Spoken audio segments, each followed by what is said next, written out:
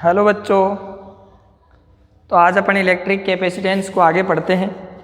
कल अपन ने उसके बेसिक्स के बारे में जाना था, तो आज अपन कैपेसिटेंस के बारे में जानेंगे कि कैपेसिटेंस क्या होता है। ठीक है, शुरू करते हैं। तो आप ध्यान से समझते जाना, हर एक चीज़ आपको समझ में आएगी। ठीक है, तो आज का आपका टॉपिक रहेगा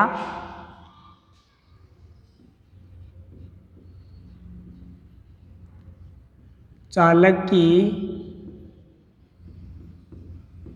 धारिता। क्या टॉपिक है आज का? चालक की धारिता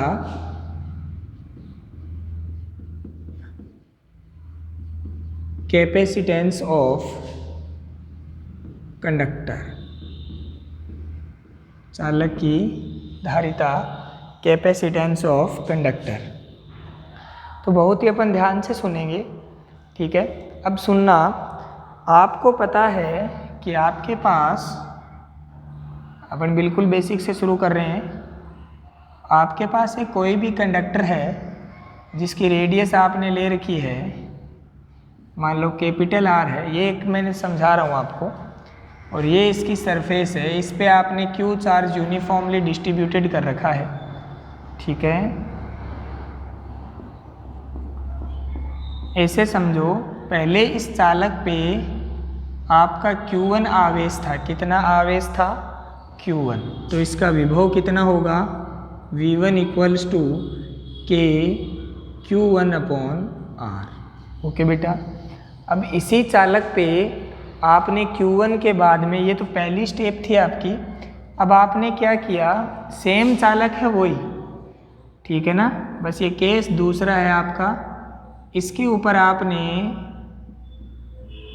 सेम चालक है, चालक में किसी भी प्रकार का कोई भी परिवर्तन नहीं हुआ, वही सेम चालक आपने ले रखा है। इसकी भी त्रिज्या वही त्रिज्या रहेगी R, पर इस बार जो आपने इस पे जो आवेश दिया है वो कितना दिया है? V2।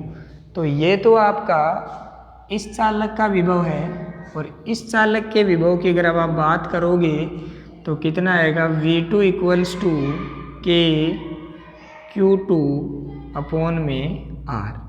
ठीक है, अब हम एक बात बोलते हैं कि जो Q1 है वो बड़ा है Q2 से, ऐसा माना है हमने, ऐसा हमने माना है। तो ध्यान से देखना, Q1 अगर बड़ा है Q2 से, तो इसके अंदर देखो K तो कांस्टेंट है, R भी कांस्टेंट है, K कांस्टेंट है, R कांस्टेंट है। इसका मतलब जिसका आवेश ज़्यादा होगा उसका विभव भी ज़्यादा होगा। ठीक है, तो हम क्या पता कर लिए यहाँ से? V1 क्या है? ग्रेटर देन है V2 से। तो हम बोल सकते हैं कि जो किसी भी चालक को दिया गया आवेश उसके विभव में वृद्धि के समानुपाती होता है। सही बात है। आप चालक को जितना ज़्यादा आवेश देते जाओगे उसके विभव में उतनी ही ज़्यादा वृद्धि होती जाएगी, और एक निश्चित समय के बाद चालक आवेश लेना बंद कर देता है, क्योंकि जब जिससे आवेश ले रहा है उसके अगर उसका विभव बराबर हो गया तो उन दोनों का आवेश आदान प्रदान का जो मेथड है वो क्या हो जाएगा? बंद हो जाएगा। ठीक है, जो फिनोमिना है। तो हमें पता चला कि किसी भी चालक की आवेश ग्रहण करने की क्षमता उसके विभव पे निर्भर करती है कि वो कितना का आवेश ग्रहण करेगा। ठीक है, हाँ या ना? और किसी भी चालक के विभव में जो वृद्धि होती है वो वृद्धि किसके समानुपाती होती है? आवेश। तो अपन किसी भी चालक को जब आवेश देते जाते हैं तो उसके विभव में कंटिन्यू क्या होती जाती है? वृद्धि होती जाती है, और एक निश्चित विभव के बाद चालक आवेश लेना बंद कर देता है। तो हमने क्या देखा कि किसी भी चालक के लिए जो आवेश है वो उसके विभव में वृद्धि के समानुपाती होता है। तो Q हो गया यहाँ पे समानुपाती V। तो यहाँ से आपका Q इक्वल्स टू CV, हाँ है ना? तो यहाँ से C इक्वल टू क्या आ गया? Q/V। और ये जो C होता है इसे ही अपन धारिता बोलते हैं। क्या बोलते हैं? धारिता। तो C इक्वल्स टू Q/V, और यही आपकी क्या हो गया? अभी तो बताया मैंने आपको, और हमें पता भी है कि जो विभव का फॉर्मूला होता है वो यही तो होता है कि Q/R। तो जो आवेश है वो डायरेक्ट किसके समानुपाती होता है, V के। ठीक है, तो ये क्या हो गई आपकी धारिता। अगर अपन डेफिनेशन बनाएं तो अपन कह सकते हैं कि किसी चालक के विभव में 1 वोल्ट वृद्धि करने के लिए दिया गया आवेश उस चालक की धारिता कहलाता है। ठीक है, अगर V = आप 1 वोल्ट पुट कर दोगे, ठीक है, तो C = क्या आ जाएगा, Q। तो अपन बोल सकते हैं कि किसी चालक के विभव में 1 वोल्ट वृद्धि करने के लिए दिया गया आवेश उस चालक की धारिता कहलाता है। ठीक है, तो अपन बोल सकते हैं, यही तो अपन ने यहाँ से बोल सकते हैं सीधा सीधा कि किसी चालक के विभव में 1 वोल्ट की वृद्धि करने के लिए उसे दिया गया आवेश उस चालक की क्या कहलाता है, धारिता कहलाता है सर। ओके सर, अब यहाँ से 2 बातें अपन करने के लिए आगे आएंगे। एक तो अपने को पता चल गया ये धारिता होती है, दूसरा आवेश का मात्रक क्या होता है, कूलाम, और इसका मात्रक क्या होता है, वोल्ट।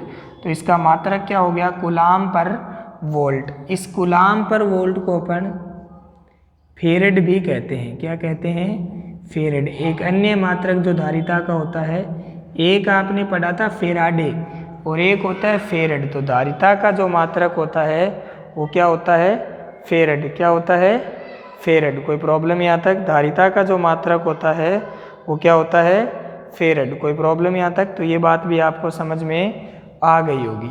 ठीक है, अब इसका मात्रक हमें पता चल गया। अपन बोल सकते हैं कि किसी चालक के विभव में 1 वोल्ट की वृद्धि करने के लिए उसको दिया गया आवेश की मात्रा चालक की धारिता कहलाती है। ठीक है, Q समानुपाती V, Q = CV, C = Q/V। C क्या है, आपकी धारिता।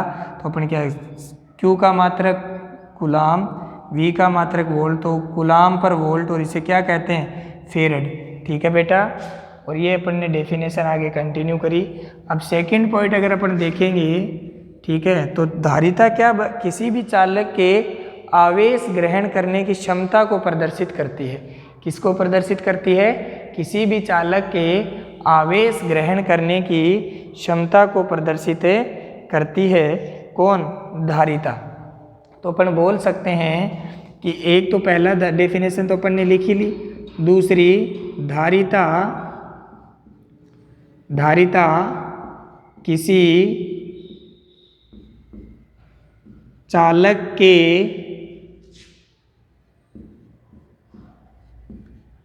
आवेश ग्रहण करने की क्षमता को प्रदर्शित करती है। आवेश ग्रहण करने की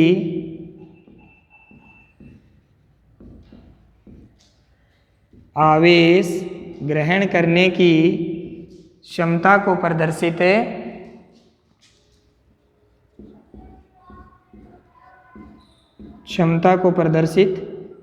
करती है। इसका मतलब आपकी धारिता जितनी ज़्यादा होगी, चालक की धारिता जितनी ज़्यादा होगी, उसके आवेश ग्रहण करने की क्षमता उतनी ही ज़्यादा होगी।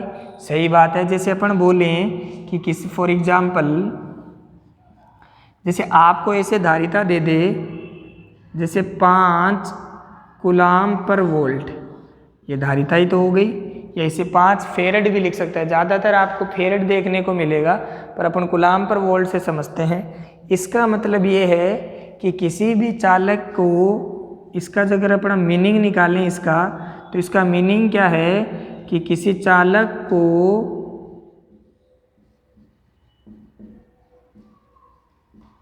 पाँच कूलाम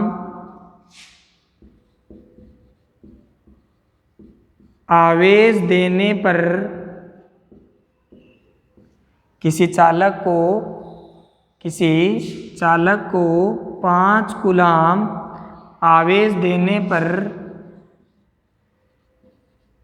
विभव में 1 वोल्ट की, किसी चालक को 5 कूलाम आवेश देने पर विभव में 1 वोल्ट की वृद्धि होती है। इसका मतलब ये है, ठीक है ना।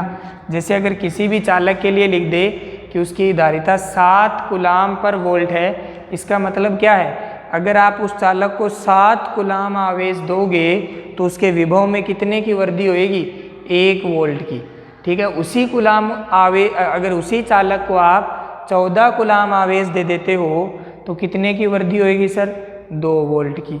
समझ में आ गया। उसी चालक को अगर अपन 21 कूलाम आवेश दे देते हैं तो कितने की वृद्धि होएगी सर, 3 वोल्ट की, पर चालक वही होना चाहिए। समझ में आ गया।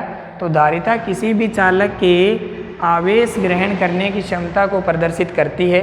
ये मैंने आपको सिग्निफिकेंस मीनिंग बताया है उसका, कि जो आपको दी जाती है उसका मतलब क्या होता है। आप देखोगे कि आपको बहुत ज़्यादा धारिताएं फेरेड में देगा वो आपको, तो मतलब यही है, ठीक है ना। अब और बातें आप ध्यान से सुनो। कोई भी चालक होता है वो एक निश्चित विभव के मान तक ही आवेश ग्रहण कर सकता है। कैसे सर, ये भी समझे। ये देखो आपका कोई भी चालक है ए और ये आपका दूसरा चालक है बी, ठीक है बेटा। यहाँ पे इसका आवेश है Q1 और इसका आवेश है Q2, इसका विभव है V1 और इसका विभव है V2।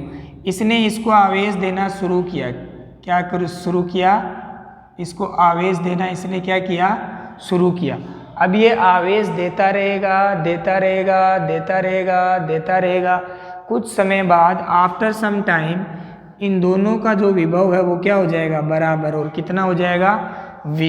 तो ये आवेश का आदान प्रदान क्या हो जाता है, बंद। तो कोई भी चालक एक विभव के निश्चित मान तक ही आवेश ग्रहण कर सकता है, उसके बाद वो आवेश ग्रहण नहीं कर सकता। वो निश्चित विभव क्या होगा, वह निश्चित विभव उस वस्तु के विभव के बराबर होगा जिससे वह आवेश ले रहा है। सही बात है ना। अपन बोल सकते हैं कि इसका विभव आपके पास V1 था, इसका विभव आपके पास क्या था बेटा, V2 था, ठीक है।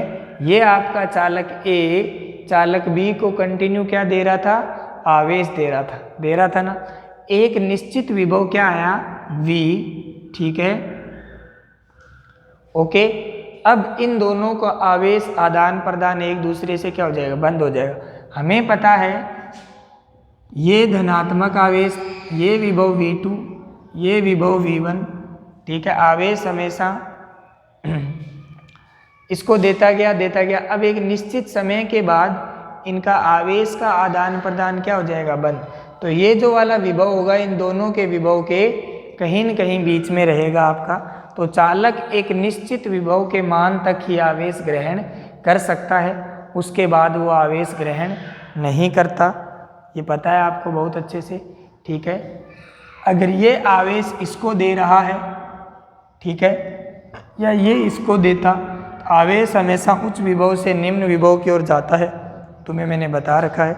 तो ये आपको समझ में आ गया होगा, ठीक है। ये दूसरी बात अपन ने कर ली। आगे चलते हैं, ध्यान से सुनते जाना बस आप। तो धारिता किसी भी चालक के लिए क्या प्रदर्शित करती है, आवेश ग्रहण क्षमता को प्रदर्शित करती है। कोई प्रॉब्लम यहाँ तक, ठीक है। तो हमें पता चला Q इक्वल्स टू CV होता है सर, ठीक है। अगर अपन Q और V के बीच में ग्राफ बनाएं, यह आपका Q और ये आपका V, इन दोनों के बीच में ग्राफ बनाए तो कैसा ग्राफ आएगा, स्ट्रेट लाइन, ये उसकी ढाल, और ये ढाल tan थीटा किसके इक्वल हो जाएगी, C के, ठीक है। तो Q और V के बीच में अगर आपको ग्राफ मिले तो उसका जो ढाल होता है वो किसके बराबर हो जाएगा, C के बराबर हो जाएगा। कोई प्रॉब्लम यहाँ तक। और अगर V और Q के बीच में ग्राफ मिलता तो उसका जो ढाल है वो किसके इक्वल हो जाता, 1/C के। कोई प्रॉब्लम यहाँ तक। आई होप आपको ये पॉइंट बहुत अच्छे से समझ में आया होगा। तो किसी भी चालक की धारिता उसके चालक के आवेश ग्रहण करने की क्षमता को प्रदर्शित करती है। किसी चालक की धारिता अगर ज़्यादा है तो उसके आवेश ग्रहण करने की क्षमता भी क्या होगी, आपकी ज़्यादा होगी, ठीक है। किसी चालक की धारिता आवेश की उस मात्रा के बराबर होती है जो उस चालक के विभव में इकाई वृद्धि कर दे, ठीक है। किसी चालक को दिया गया वह आवेश जो उसके विभव में इकाई वृद्धि कर दे क्या कहलाता है? धारिता कहलाता है। तो अपन कह सकते हैं कि चालक की धारिता आवेश की उस मात्रा के बराबर होती है जो उस चालक के विभव में कितने की वृद्धि कर दे? इकाई की वृद्धि कर दे। तो ये अपने बात एक और समझ में आई। अब कुछ इंपॉर्टेंट टूल्स है जो अपन यहाँ से लिखने के लिए चलेंगे, तो आप ध्यान से इसकी विमा तो आप लिख सकते हो, बहुत आसानी से लिख लेना, ठीक है। नोट करके अपन देखेंगे हर एक बात को बहुत अच्छे से। नोट करके क्या देखेंगे बेटा? नोट करके अपन देखेंगे कि जो आपकी C है वो क्या होती है? Q/V, ठीक है। तो यहाँ से एक बहुत इंपॉर्टेंट बात जो निकल के आती है कि धारिता कभी भी आवेश और विभव पे निर्भर नहीं करती। आप कहोगे सर फॉर्मूले में तो आवेश और विभव दोनों आ रहे हैं, फिर निर्भर क्यों नहीं करती? तो मैं इसको सिद्ध कर दूंगा कि धारिता कभी भी आवेश और विभव पे निर्भर नहीं करती। ये आपको बहुत ही ज़्यादा इम्पोर्टेंट बात है, आपको ध्यान रखनी है, ठीक है ना। धारिता कभी भी चालक के आवेश और उसके विभव पे निर्भर नहीं करती। कोई प्रॉब्लम यहाँ तक? तो ध्यान रखना, ये जो आपकी धारिता है, धारिता आवेश व विभव के मान पर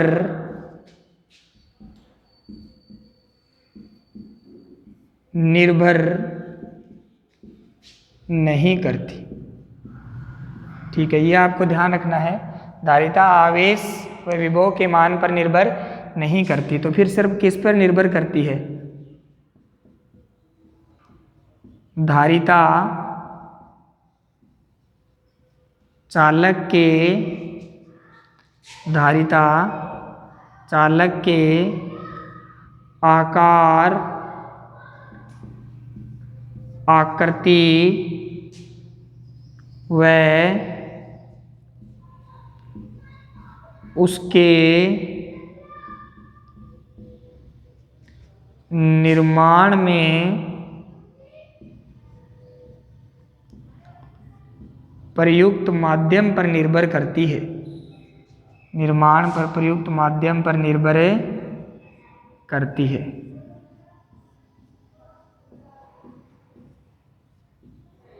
तो ये बात बहुत इंपॉर्टेंट है।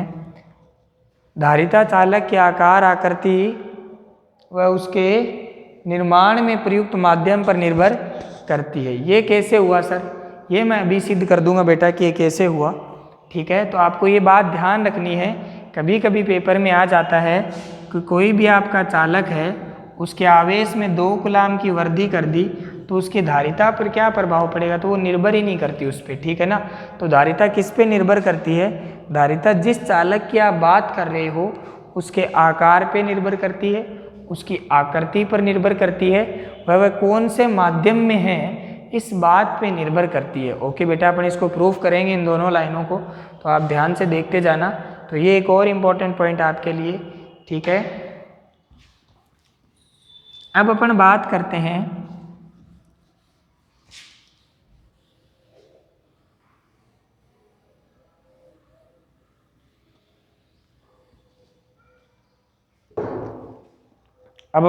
करते हैं गोलीय चालक की धारिता। किसकी बात करते हैं? गोलीय चालक की धारिता। ओके बेटा, तो अपन सबसे पहले अपन पढ़ेंगे विलगित गोलीय चालक की धारिता, ठीक है। और फिर अपन चलेंगे संधारित्र के ऊपर। तो संधारित्र भी बहुत सारे प्रकार के हैं। तो सबसे पहले अपन पढ़ेंगे विलगित गोलीय चालक की धारिता, कैपेसिटेंस ऑफ कंडक्टर के अंदर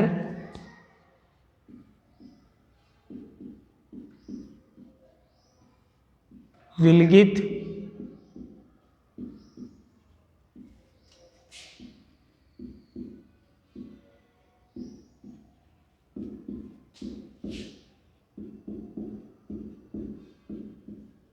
गोलीय चालक की धारिता। ओके बेटा, तो आप इसको ध्यान से समझते जाना। ऐसा कुछ कोई बड़ी बात नहीं है कि आपको नहीं समझ आए, आपको समझ आ जाएगा। ठीक है, एक तो ये मात्राओं की बड़ी प्रॉब्लम है यार। ठीक है बेटा, अब देखो capacitance of isolated spherical system.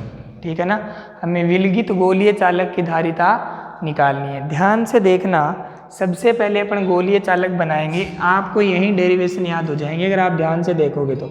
सारे डेरिवेशन अपन ने बहुत ही केयरफुली और हर एक टॉपिक को गहराई में जाकर किया है।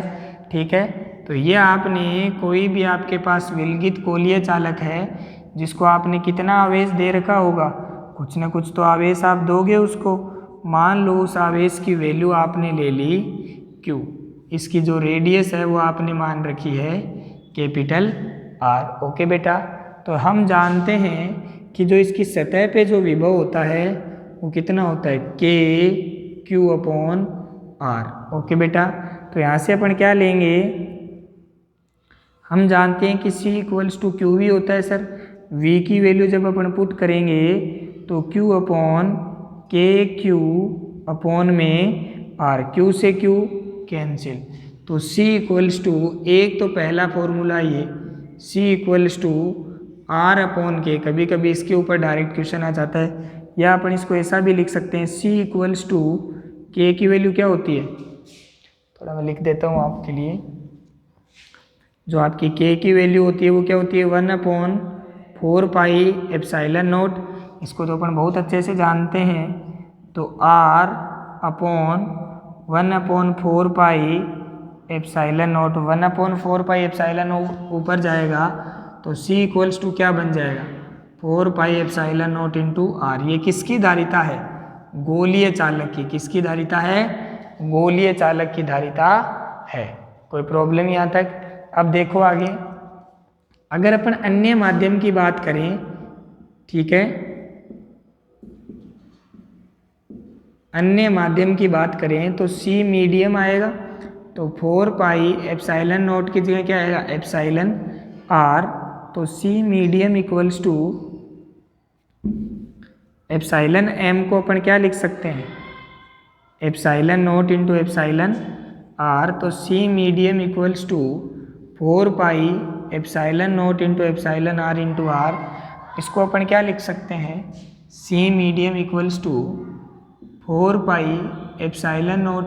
R × C × εr। तो Cm = C × εr, क्योंकि ये किसकी वैल्यू होती है, निर्वात के लिए। ये आपने अभी यहाँ निकाली है, ये किसके लिए, निर्वात के लिए, और ये किसके लिए है, अन्य माध्यम के लिए। ठीक है, तो ध्यान से देखना बेटा, अभी अपन ने एक बात करी थी, क्या बात करी थी सर, कि जो चालक की धारिता होती है वो आवेश और विभव के मान पे निर्भर नहीं करती, वह किस पे निर्भर करती है, चालक के आकार, आकृति व निर्माण में प्रयुक्त माध्यम पर निर्भर करती है। कैसे सर, अब देखो बेटा ध्यान से, अब देखो ध्यान से, यहाँ पे देखो आकार पे निर्भर कर रही है कि नहीं कर रही, ये देखो त्रिज्या आ रही है कि नहीं आ रही। ठीक है, तो ये किसको नहीं इंडिकेट कर रही है, आकार और आकृति को, हाँ या ना। ठीक है, और ये जो आपका आ रहा है ε0, ये किसको रिप्रेजेंट कर रहा है, माध्यम को। किसको रिप्रेजेंट कर रहा है, माध्यम को। ठीक है, तो यहाँ पे देखो आप, कहीं भी Q और V आया है क्या, नहीं आया। इसका मतलब किसी भी चालक की जो धारिता होती है वो उसके आवेश व विभव के मान पे निर्भर नहीं करती। किस किस के मान पे निर्भर करती है, फिर वो उसके आकार, आकृति व निर्माण में प्रयुक्त माध्यम पर निर्भर करती है। यहाँ से आप बहुत अच्छे से देख सकते हो। एक बार वापिस से रिपीट कर देता हूँ, कोई भी आपके पास चालक है, गोलीय चालक है, जिसको आपने Q आवेश दिया, कितना आवेश दिया, Q आवेश दिया, तो ये आपका क्या हो गया, V = KQ/R। ये कहाँ पे है, इसके सतह पे है। कहाँ पे है, सतह पे। तो यहाँ पे अपन ने फॉर्मूला लगा दिया C = Q/V, जो हमने अभी देखा था। V का अपन ने इसके अंदर मान पुट कर दिया, तो C = क्या आ गया, R/K। तो K की वैल्यू यहाँ से कितनी आ गई, 1/4πε0, वो वैल्यू अपन ने इसके अंदर पुट कर दी, तो ये बन गया आपका यहाँ से अपन ने ये निकाला। अब इसके अंदर क्या देख रहे हो आप, आर देख रहे हो और ये क्या देख रहे हो, एप्सिलॉन नोट। इसका मतलब जो चालक की जो धारिता होती है वो आकार, आकृति और निर्माण में प्रयुक्त माध्यम पे निर्भर करती है, हाँ या ना। ये अपन ने पहले भी बात करी थी और ये यहाँ पे अपन ने सिद्ध भी कर दिया, ठीक है। अब अगर अन्य माध्यम की बात करेंगे तो अन्य माध्यम के लिए Cm इक्वल्स टू क्या लिख दिया अपन ने, 4 pi epsilon m into R, क्योंकि अब किसकी विद्युतशीलता हो गई, माध्यम की। एप्सिलॉन m हम बहुत अच्छे से जानते हैं, epsilon not into epsilon R के बराबर होता है। ये वैल्यू हमने पुट कर दी। एप्सिलॉन आर को मैंने अलग ले लिया और बाकियों को मैंने एक साथ ले लिया ताकि मैं फॉर्मूला बना सकूं। तो Cm equals to C into epsilon R, ये हमने सिद्ध कर दिया कि किसी भी माध्यम के लिए अगर निर्वात के लिए बात करोगे तो ये है, और अगर अन्य किसी माध्यम के लिए बात करोगे तो ये है। इसका मतलब जो धारिता है वो माध्यम डिपेंडेंट क्वांटिटी है, ये मीडियम पे डिपेंड करेगी आपकी। ओके बेटा, तो स्क्रीनशॉट लेना चाहो तो आप ले सकते हो फटाफट।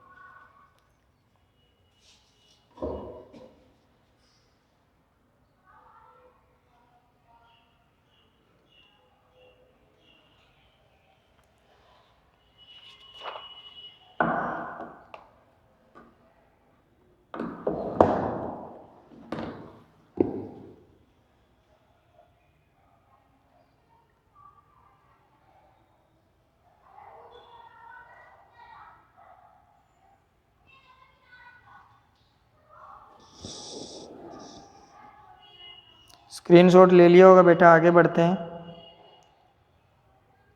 ठीक है। तो ये आपको ध्यान में रखना, ये छोटी छोटी बातें हैं जो आपको बहुत ही अच्छे से ध्यान में रखनी है। आगे बढ़ते हैं अपन। आगे अपन क्या देखेंगे, ये अपन ने सिद्ध कर दिया कि इससे क्या क्या फर्क आपका पड़ जाएगा। तो माध्यम डिपेंडेंट क्वांटिटी हो गई बिल्कुल। अब देखो गोलीय चालक अपन संधारित, इससे अपन क्या बनाते हैं, धारिता से अपन बनाते हैं संधारित्र। क्या बनाते हैं, संधारित्र, ठीक है। पर अपन गोलीय चालक को प्रेफर नहीं करते, ठीक है। गोलीय संधारित्र आप देखोगे आगे अपन प्रेफर नहीं करते, अपन पैरेलल प्लेट कैपेसिटर, समांतर प्लेट संधारित्र यूज करते हैं। वो भी मैं आपको बताऊंगा क्यों करते हैं, ठीक है। तो यह आपने कर लिया, आगे चलते हैं। तो यह आपका एक और पॉइंट आपने डिस्कस किया,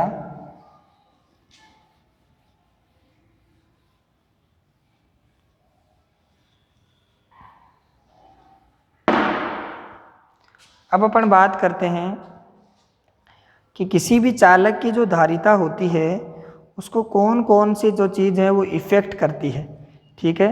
तो अपन ने अभी लिखा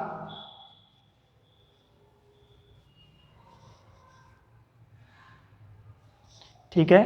तो सबसे पहले तो अपन ने क्या देखा कि चालक को कौन इफेक्ट करता है, ठीक है। चालक की धारिता को इफेक्ट करता है माध्यम। तो सबसे पहले तो अपन कह देंगे कि चालक की धारिता को जो इफेक्ट करता है वो पहली चीज़ तो क्या है आपकी, माध्यम है। क्या है, माध्यम, ठीक है ना। दूसरी चीज़ क्या है आपकी, क्षेत्रफल है। क्या है, क्षेत्रफल। अगर आप चालक का क्षेत्रफल लगातार बढ़ाते जाओगे बढ़ाते जाओगे बढ़ाते जाओगे, ठीक है, तो उसकी धारिता भी क्या होती जाती है, बढ़ जाती है। क्या हो जाती है, बढ़ जाती है, ठीक है। दूसरी बात हमें अभी तो देखा बेटा आपने, C equals to 4 pi epsilon not into R. अगर आप गोलीय चालक की क्षेत्रफल कब बढ़ेगा, जब उसकी त्रिज्या बढ़ेगी, और अगर त्रिज्या बढ़ेगी तो उसका डायरेक्ट इफेक्ट कहाँ जाएगा, धारिता पे, ठीक है ना। इसका मतलब अगर आपको किसी भी गोलीय चालक की धारिता को बढ़ाना है तो उसका क्षेत्रफल आपको क्या करना पड़ेगा, इंक्रीज करना पड़ेगा। तो जैसे जैसे अपन चालक का क्षेत्रफल इंक्रीज करते जाते हैं वैसे वैसे उसकी धारिता भी इंक्रीज होती जाती है। और धारिता किसको प्रदर्शित करती है, आवेश ग्रहण करने की क्षमता को। इसका मतलब उसके आवेश ग्रहण करने की क्षमता भी लगातार क्या होती जाती है, बढ़ती जाती है। क्या होती जाती है, बढ़ती जाती है। तो दूसरा अपन बोल सकते हैं कि क्षेत्रफल पर मैंने आपको समझा दिया कि कैसे निर्भर करती है, बढ़ेगी कि घटेगी। और तीसरा अगर अपन बात करें, एक और अगर अपन बात करते हैं तो पहला तो अपन ने क्या बोला कि किसी चालक पर अगर किसी चालक का क्षेत्रफल बढ़ाया जाए तो उसकी धारिता भी बढ़ जाती है, पर उसके अंदर एक कंडीशन रहेगी।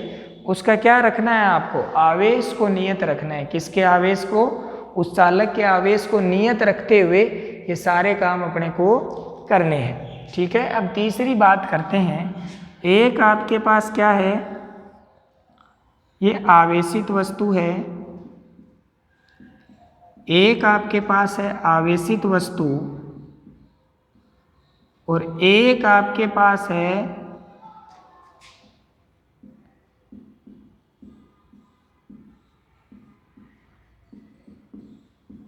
उदासीन वस्तु। एक आपके पास क्या है, आवेशित वस्तु है, ठीक है, और एक आपके पास क्या है, उदासीन वस्तु है, ठीक है ना। जैसे आप इन दोनों को एक दूसरे के कांटेक्ट में लाओगे तो ये एक ही चालक बन जाएगा।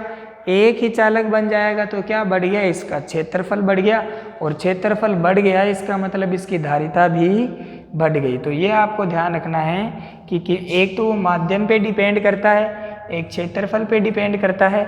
यदि आप आवेशित वस्तु के समीप कोई भी उदासीन वस्तु लेके आते हो, ठीक है, कोई भी अनावेशित चालक आप लेके आते हो तो उससे धारिता बढ़ जाती है। धारिता क्या हो जाती है, बढ़ जाती है। कोई प्रॉब्लम यहाँ तक बेटा? तो इस टाइप के क्वेश्चन आपके पेपर में आ सकते हैं, ठीक है ना। कभी कभी एक क्वेश्चन आपके पेपर में ये भी आ जाता है, उसकी अपन बात कर लेते हैं। तो यहाँ से आपको दिख तो रहा ही होगा कि किसी भी जो चालक की जो धारिता होती है, जो आपने निकाली थी गोलीय चालक के लिए, गोलीय चालक की जो धारिता होती है वो उसकी त्रिज्या के डायरेक्टली प्रोपोर्शनल होती है। तो अगर C और R के बीच में अगर अपन ग्राफ बनाएंगे तो C और R के बीच में जो ग्राफ आएगा वो कैसा आएगा, ऐसा आएगा। और इसका ढाल किसके बराबर होगा, 4 पाई एप्सिलॉन नॉट के या 1/k के बराबर। ओके बेटा, are you getting my point? तो ये चीज़ आपको समझ में आ गई होगी, ठीक है। अब एक क्वेश्चन इसके ऊपर कर लेते हैं। कभी कभी ये क्वेश्चन आता है कि पृथ्वी को एक गोलाकार चालक मानते हुए, किसको, पृथ्वी को एक गोलाकार चालक मानते हुए इसकी त्रिज्या की गणना करो, इसकी धारिता की गणना करो। पृथ्वी को क्या मानना है, एक गोलाकार चालक मानना है, तो हमें इसकी किसकी गणना करनी है, धारिता की गणना करनी है, ठीक है। तो हमें पता है पृथ्वी की त्रिज्या कितनी होती है, 6400 किलोमीटर होती है। पृथ्वी की त्रिज्या हमें पता है, तो अपन इसको ऐसा लिख सकते हैं 6.4 × 10⁶ मीटर लिख सकते हैं। According to formula C = R/K, तो C की वैल्यू अगर हमें इसकी वैल्यू हमें पता है 4 × 10⁶, अपॉन नीचे क्या है आपका K, और K की वैल्यू 9 × 10⁹ आपने पढ़ रखी है ये वैल्यू, ठीक है। जब आप इसको सोल्व करोगे, ठीक है, तो सोल्व करने के बाद में आप ये पाओगे, ठीक है, 711 × 10⁻⁻⁶ अप्रॉक्सीमेटली ये आएगा। तो इसको आप लिख सकते हो 711 माइक्रोफेरेड। क्या लिख सकते हो, 711 माइक्रोफेरेड। इसकी मतलब पृथ्वी की जो धारिता है वो कितनी आ रही है, 711 माइक्रोफेरेड, ठीक है। तो इस तरीके की क्वेश्चन आपके, इसीलिए ये फॉर्मूला इंपॉर्टेंट है। कभी कभी अगर आपको माध्यम की विद्युतशीलता दे दे तो आपको कौन सा फॉर्मूला लगा देना है, C = 4 pi epsilon m into R, यही मान के चलना आप ज़्यादातर, C equals to 4 pi epsilon not into epsilon R. अगर ये निर्वात के लिए बनाना है तो निर्वात के लिए मैंने आपको सापेक्षिक विद्युतशीलता का मान बता रखा है, 4 pi epsilon not into R बन जाएगा। तो ये आप अगर याद रखोगे तो आपको इससे सारे फॉर्मूले बना सकते हो। तो अगर आपको बोले कि पृथ्वी को एक गोलाकार चालक मानते हुए उसकी धारिता की गणना करिए, और कभी कभी आपको त्रिज्या दे देता है, कभी कभी आपको त्रिज्या नहीं देगा, तो अगर नहीं देगा तो आपको ये मानना है सी, ये होता है, फॉर्मूला लगा दिया, आप इसको सोल्व कर लोगे तो आपको आंसर मिल जाएंगे। आई होप आपको ये पॉइंट भी बहुत अच्छे से समझ में आ गया होगा। ठीक है, तो अगर अपन आगे बढ़े हम, तो ये हो गया आपका गोलीय चालक जिसके ऊपर अपन ने अभी बात करी। ठीक है,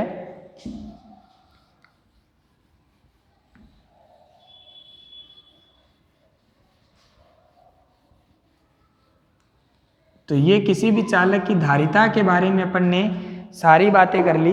अपन ने सबसे पहले धारिता के बारे में क्या देखा कि जैसे जैसे आप किसी चालक को आवेश देते जाते हो वैसे वैसे उसके विभव में कंटिन्यूसली वृद्धि होती रहती है, और कोई भी चालक विभव के एक निश्चित मान तक ही आवेश ग्रहण कर सकता है, उसके बाद में वो आवेश ग्रहण नहीं कर सकता, पहली बात। तो यहाँ से अपन ने लिखा कि किसी चालक को दिया गया वह आवेश जो उसके विभव में कितनी वृद्धि कर दे, इकाई वृद्धि कर दे, चालक की धारिता कहलाती है। पहला पॉइंट, किसी भी चालक की धारिता उसके आवेश ग्रहण करने की क्षमता को प्रदर्शित करेगी।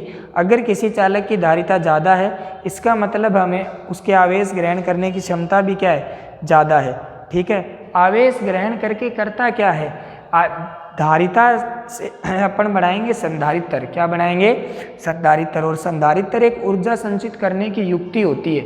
किसकी युक्ति होती है, ऊर्जा संचित करने की एक युक्ति होती है।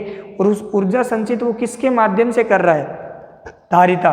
ठीक है, क्योंकि धारिता की वजह से वो क्या ले रहा है, आवेश। और जो ऊर्जा संचित करेगा वो किस फॉर्म में करता है, आवेश की फॉर्म में वो ऊर्जा संचित करता है। उसका अपन फॉर्मूला ड्राइव करेंगे कि कितनी ऊर्जा संचित वो करता है। ओके बेटा, फिर अपन ने गोलीय चालक की धारिता देखी, तो C बराबर 4 pi epsilon m into R. यहाँ से अपन ने ये बताया कि किसी भी चालक की जो धारिता होती है वो उसके आवेश और विभव के मान पर निर्भर नहीं करती। चालक की धारिता इस बात पे निर्भर करती है कि उसका आकार कैसा है, उसकी आकृति क्या है, या निर्माण में प्रयुक्त माध्यम क्या है। फिर अपन ने ये देखा कि किसी भी चालक को की धारिता को कौन कौन से जो फैक्टर है वो क्या करते हैं, इफेक्ट करते हैं। तो अपन ने उसके अंदर बात कर ली कि माध्यम इफेक्ट करता है, आकार इफेक्ट करता है, कोई आवेशित चालक है उसके पास आप निरावेशित चालक लेके आते हो तो वो इफेक्ट करता है। ओके, तो इसी प्रकार से ये आपकी जो धारिता का जो पोर्शन था मैंने उसको बहुत अच्छे से आपको एक्सप्लेन किया है। आई होप आपको ये समझ में आ गया होगा। अब जो अपना नया टॉपिक है वो है संधारित्र। क्या है, संधारित्र। ठीक है, अपन देखेंगे संधारित्र, कैपेसिटर।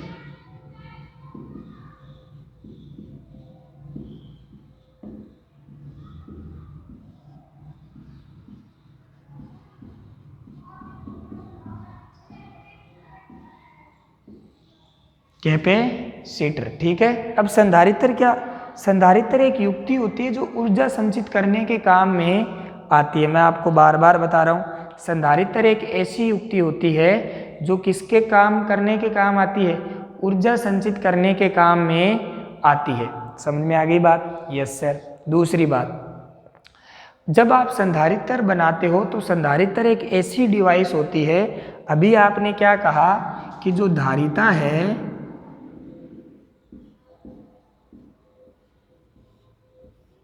जो धारिता है वो किस पे निर्भर करती है, आकार,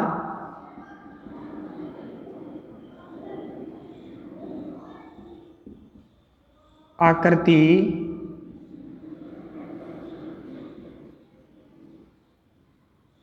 और माध्यम पर। इसका मतलब किसी भी चालक की अगर आपको धारिता को परिवर्तित करना है, ठीक है, इसकी धारिता को परिवर्तित करना है तो आपको क्या करना पड़ेगा, उसकी या तो आप आकार में परिवर्तन करो, या आप आकृति में परिवर्तन करो, और या आप किस में परिवर्तन करो, माध्यम में। ठीक है, ओके सर, ये तो हमें पता है सर। अब यहां से इन तीनों को इफेक्ट, इन जो तीन आपको ये क्वांटिटीज दिख रही है, ये जो तीन आपको जो क्वांटिटीज आपको दिख रही है, ठीक है ना बेटा, ये जो तीन आपको क्वांटिटीज जो यहाँ पे दिख रही है, ठीक है, क्या क्या, एक तो आपको दिख रहा है आकार, एक आकृति और एक माध्यम। ठीक है, संधारित्र एक वह समायोजन है। अब बात करते हैं संधारित्र एक ऐसा समायोजन है, संधारित्र एक ऐसा समायोजन है जो किसी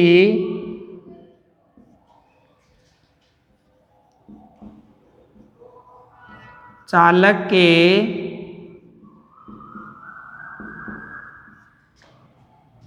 आकार या आकृति में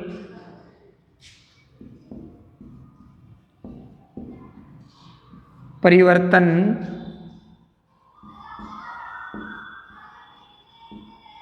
किए बिना धारिता परिवर्तित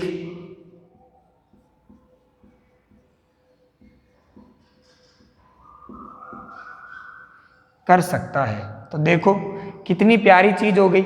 अब आपको इस संधारित्र लेके आओगे और आपको उसकी धारिता को क्या करना है, सॉरी यहाँ पे कोई भी आपने कंडक्टर बना, कंडक्टर पे बनते ही उसके ऊपर स्टाम्प पेपर से मोहर लगा दी भगवान ने कि इसकी धारिता इतनी फिक्स है।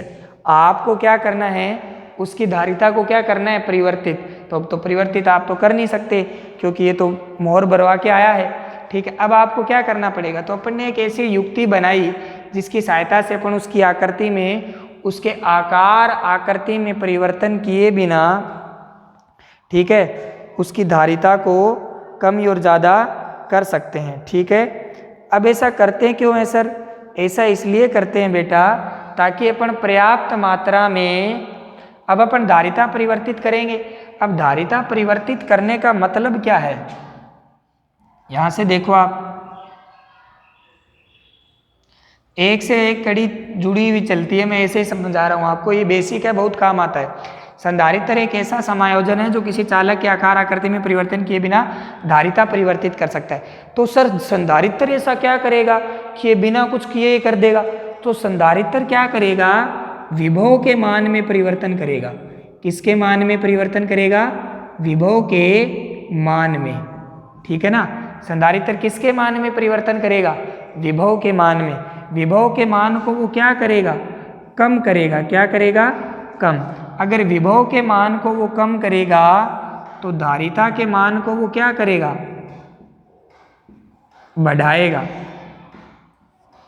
ठीक है, देखो विभव के मान को वो क्या करेगा, कम करेगा। क्या करेगा, कम करेगा। तो वो किसके मान को बढ़ाएगा, धारिता के मान को। सर धारिता का मान क्यों बढ़ाना है हमें सुनो ध्यान से, एक से एक चीज क्लियर करते चलो। धारिता का मान सर हमें क्यों बढ़ाना है, अरे धारिता का मान हमें इसलिए बढ़ाना है ताकि अपन ज्यादा आवेश को क्या कर सकें, संचित कर सकें। ठीक है, क्योंकि धारिता क्या करती है, आवेश ग्रहण क्षमता को प्रदर्शित करती है। जितनी ज्यादा आपकी धारिता होगी किसी भी चालक के आवेश ग्रहण करने की क्षमता भी उतनी ही ज्यादा होगी। और अगर किसी भी चालक के आवेश ग्रहण करने की क्षमता ज़्यादा है तो उसकी ऊर्जा भी ज़्यादा होगी, क्योंकि संधारित्र ऊर्जा के फॉर्म में आवेश को संचित करता है। अभी अपन आगे उसका डेरिवेशन कर देंगे। ठीक है ना, तो क्यों बढ़ाएगा, क्यों बढ़ाएगा सर, क्वेश्चन आया क्यों, क्यों बढ़ाएगा सर, वाई। तो अपन बोलेंगे कि अगर ये धारिता के मान को बढ़ाएगा तो किसकी, आवेश ग्रहण करने की क्षमता क्या होएगी, बढ़ेगी। यस सर, आवेश ग्रहण करने की क्षमता क्या होएगी, बढ़ेगी। और अगर आवेश ग्रहण करने की क्षमता आपकी बढ़ेगी, इसका मतलब वो क्या बढ़ा रहा है, संचित ऊर्जा बढ़ा रहा है। तो यही तो अपना मेन मोटो था, ठीक है, क्योंकि बनाई उसको ऊर्जा संचित करने के लिए रहे हैं और वो ऊर्जा संचित कर ही नहीं रहा, फिर बनाने का कोई मतलब ही नहीं है। तो अपना मेन मोटो क्या था कि उसमें जो संचित होने वाली ऊर्जा है उसको क्या किया जा सके, बढ़ाया जा सके। क्या किया जा सके, बढ़ाया जा सके। तो अपन ने ये प्रोसेसिंग शुरू करी कि कैसे ही इसके अंदर संचित होने वाली ऊर्जा को अपन क्या कर सके, बढ़ा सके। तो संधारित्र एक ऐसा समायोजन है बेटा जिसकी सहायता से अपन किसी भी चालक के आकार आकृति में परिवर्तन किए बिना उस चालक की धारिता को अपन क्या कर सकते हैं, बढ़ा सकते हैं। बहुत बढ़िया सर, गजब, ठीक है। तो ये अपने को पता था, ये तीन जो फैक्टर ये डोमिनेट करते हैं, इन तीनों फैक्टरों को अपन क्या करेंगे, जब परिवर्तन करेंगे तभी ये बढ़ाएगा। ओके सर, ठीक है। अब अपन ने उसकी जगह क्या बनाया, एक अपन ने बना लिया संधारित्र। संधारित्र एक ऐसा समायोजन है जो किसी चालक के आकार आकृति में परिवर्तन किए बिना उसकी धारिता को परिवर्तित कर सकता है। बहुत बढ़िया सर, हमें पता चला इसके बारे में, ठीक है। अगर बेटा आपको समझ आता है तो आप कमेंट सेक्शन में ज़रूर बताया करो, ठीक है ना। बहुत मेहनत लगती है आपके लिए इस टाइप का जो कंटेंट है, ताकि आपके दिमाग में जा रहा है बहुत अच्छे से, तो आप बताया करो ज़रूर कि सर बहुत बढ़िया समझ आ रहा है, ठीक है ना। अब देखो तो धारिता परिवर्तित करता है, कैसे कैसे परिवर्तित करेगा, विभव के मान में परिवर्तन करके।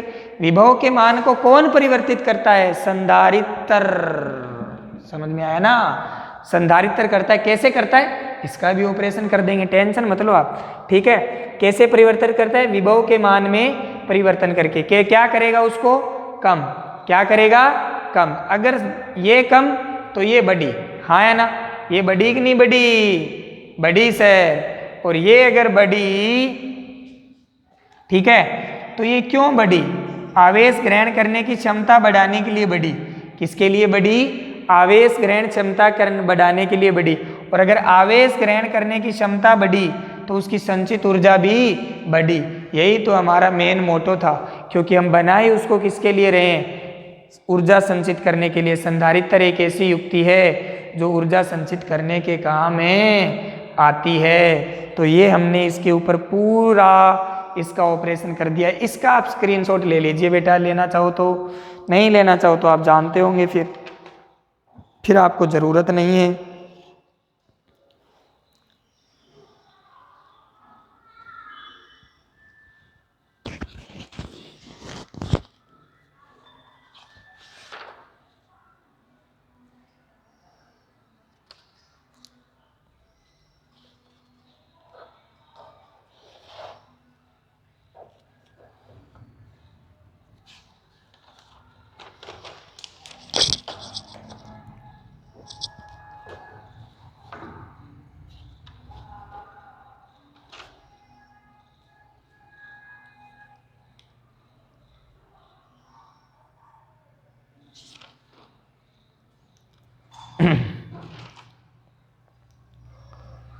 ओके, ले लिया होगा, आगे बढ़ते हैं।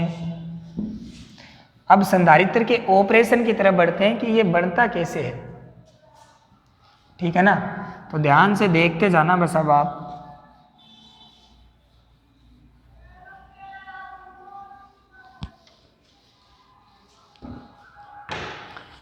संधारित्र के अंदर दो समांतर प्लेटें होती है। कितनी प्लेटें होती है, दो समांतर प्लेटें होती है। अब ये प्लेट आपका बेलनाकार भी हो सकती है, समांतर भी हो सकती है, जैसे आपकी आयताकार टाइप, और आपकी गोलाकार भी हो सकती है। कितने प्रकार की? आप 3-4 प्रकार, एक तो अपन गोलीय संधारित्र पढ़ते हैं, एक अपन बेलनाकार संधारित्र पढ़ते हैं और एक आप समांतर प्लेट संधारित्र पढ़ते हैं। आपके सिलेबस में जो मेनली जो संधारित्र है वो समांतर प्लेट संधारित्र है, पर अपन बनता कैसे उसके ऊपर अपन बात करते हैं। सबसे पहले आप बहुत ही केयरफुली इसको सुनते रहिए। समांतर प्लेट संधारित्र के अंदर 2 प्लेटें होती है। कितनी प्लेटें होती है? 2 प्लेटें होती है, ठीक है ना। अब एक प्लेट पर तो होता है धनावेश और एक प्लेट पर होता है ऋणावेश। अब अपने आप तो आएगा नहीं ना, अपने आप तो आएगा नहीं, ऐसे चल के थोड़ी आ जाएगा कि ले मैं धनावेश आके बैठ गया और मैं इस पे ऋणावेश आके बैठ गया। ऐसा करने के लिए इनको किससे जोड़ा जाता है? बैटरी से। किससे जोड़ेंगे? बैटरी से। V वोल्ट की मान लो आपने बैटरी लगा दी, इसके ऊपर ये कौन सा टर्मिनल है? धनात्मक, तो इसके ऊपर मान लो आपका कौन सा चार्ज आ गया? +Q, और ये आपका कौन सा चार्ज आ गया? -Q। यस सर, गजब सर, समझ आया सर, ठीक है। ये दोनों प्लेटें एक दूसरे के बहुत निकट स्थित होती है, एक दूसरे के बहुत निकट स्थित होती है। एक प्लेट पर कौन सा आवेश होता है? धनात्मक, और दूसरी प्लेट पर कौन सा आवेश होता है? ऋणात्मक। इसके लिए हम संधारित्र की एक प्लेट को धनावेश से जोड़ते हैं और दूसरी प्लेट को हम किससे जोड़ेंगे? ऋणावेश से जोड़ेंगे। ओके सर, अब हमें बताइए, ये तो आप बना ही सकते हो।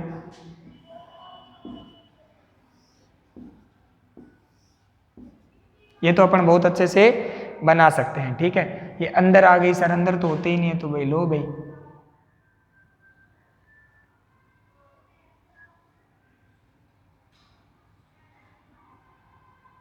ये लो, नाराज मत हो, ठीक है ना। तो संधारित्र के अंदर अपन अभी स्ट्रक्चर पढ़ रहे हैं। 2 प्लेटें होती है जो एक दूसरे के बहुत ही निकट स्थित होती है। एक प्लेट पर धनावेश होता है उतने ही परिमाण का, लेकिन साइन में अपोजिट आवेश दूसरी प्लेट पर होता है। आवेशों को लाने के लिए हम एक प्लेट को धनावेश बैटरी के धनात्मक टर्मिनल से जोड़ते हैं, एक प्लेट को बैटरी के ऋणात्मक टर्मिनल से जोड़ते हैं। बहुत गजब का कंसेप्ट आने वाला है, यहाँ से आप ध्यान से सुनते जाना आप, ठीक है। काम में क्यों लेते हैं? ठीक है, काम में क्यों लेते हैं? काम में अपन इसलिए लेते हैं आवेश ऊर्जा संचित करने के लिए। अब इनके ऊपर ये आवेश आ गया है, तो अगर आप बैटरी हटा भी दोगे तो भी ये आवेश इन प्लेटों के ऊपर रहेगा। समझ में आ गया? अपन ने पढ़ी हुई है ये सारी चीज़ें मेथड्स ऑफ चार्जिंग में। अगर अब आप इस बैटरी को हटा दोगे तो भी आपका ये चार्ज इसके ऊपर रहेगा। बात समझ में आई? बहुत बढ़िया सर, ओके। अब ये प्लस वो, ठीक है। अगर आपसे पूछे, यहाँ से जो कंसेप्ट निकल रहे हैं ना वो इंपॉर्टेंट है। संधारित्र पर कुल आवेश, टोटल चार्ज ऑन कैपेसिटर, संधारित्र पर कुल आवेश, तो कुल आवेश कितना है? +Q + -Q, तो कुल आवेश तो कितना है? 0, ठीक है।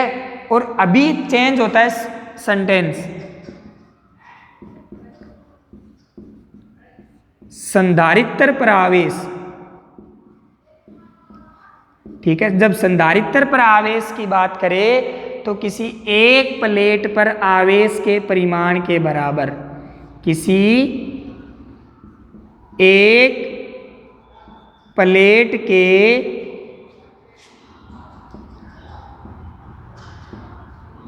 आवेश के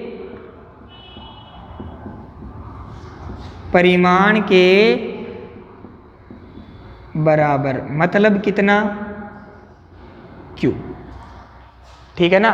संधारित्र पर कुल आवेश की बात करेगा तो संधारित्र पर जो आपका नेट चार्ज है वो कितना आएगा? 0। और अगर आपसे बोले कि संधारित्र पर आवेश कितना होगा तो किसी भी एक प्लेट के आवेश के परिमाण के बराबर होता है। बहुत बढ़िया सर, समझ आया सर, कोई प्रॉब्लम यहाँ तक? ठीक है। अब संधारित्र क्या काम आता है? मैं बार बार कह रहा हूँ, संधारित्र एक ऊर्जा संचित करने की डिवाइस होती है। कितने प्रकार का होता है? गोलीय भी होता है, बेलनाकार भी होता है, समांतर प्लेट संधारित्र भी होता है। लेकिन हम कौन सा पढ़ेंगे, ज़्यादातर जो आपके काम आता है वह है आपके सिलेबस में समांतर प्लेट संधारित्र। स्क्रीनशॉट लेना चाहो तो आप ले सकते हो।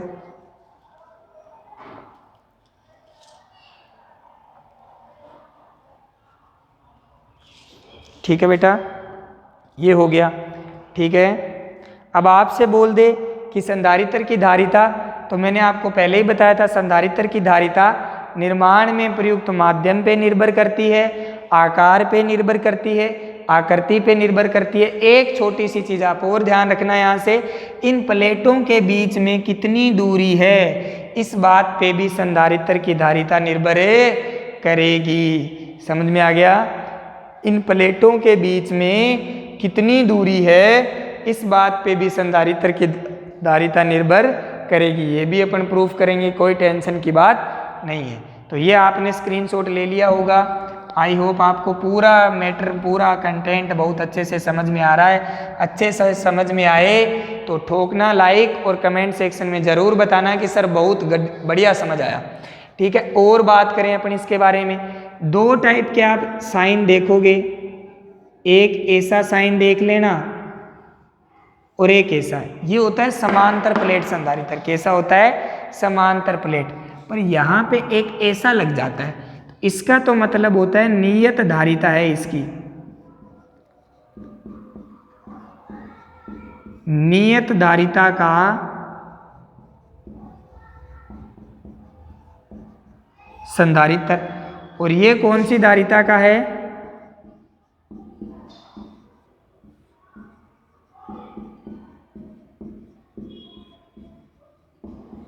परिवर्ती धारिता का